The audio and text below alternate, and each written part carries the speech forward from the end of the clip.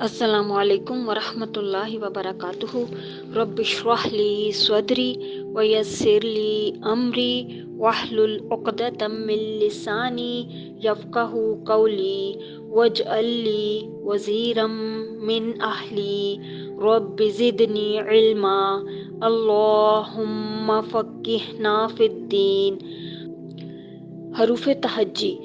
Total حروف تہجی جو قرآن مجید میں استعمال ہوتے ہیں وہ 29 ہیں، 29، جن میں سے 7 موٹے حروف ہیں، اور ان کا مجموعہ یاد کر لیں گے تو انشاءاللہ کبھی نہیں بھولیں گے۔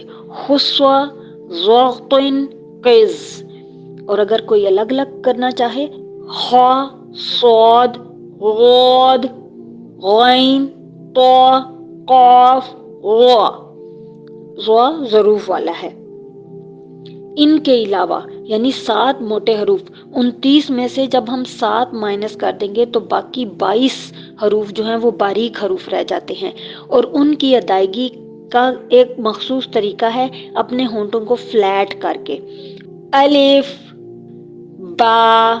الف منہ کے خالی حصے سے ادا ہوتا ہے، اور الف کو ہم الف کے طور پر نہیں استعمال کرتے، جیسے با کے ساتھ اگر الف لگایا ہے تو با، تو الف منہ کے خالی حصے سے ادا ہوتا ہے، آ۔ دوسرا مخرج ہے ہمارا آج کا با۔ دونوں ہونٹوں کے تری والے حصے کو آپس میں ملانے سے با ادا ہوتا ہے۔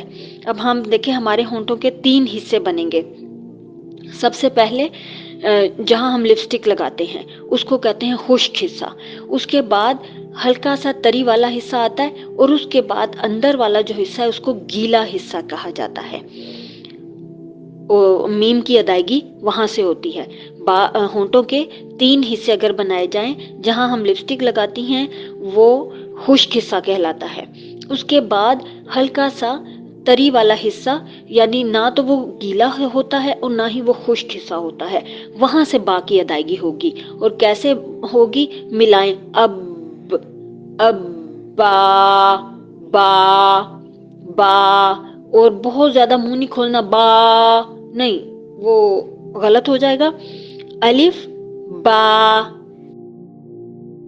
اعوذ باللہ من الشیطان الرجیم، بسم اللہ الرحمن الرحیم۔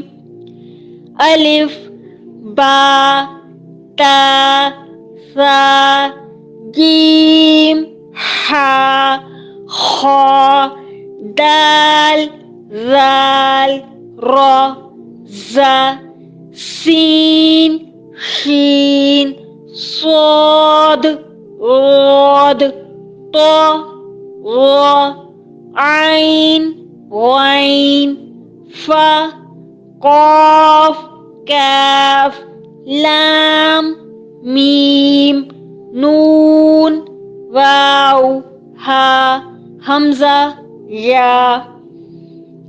سبحانک اللہم وبحمدک اشہد ان لا الہ الا انت استغفرک واتوب الیک۔ السلام علیکم ورحمۃ اللہ وبرکاتہ۔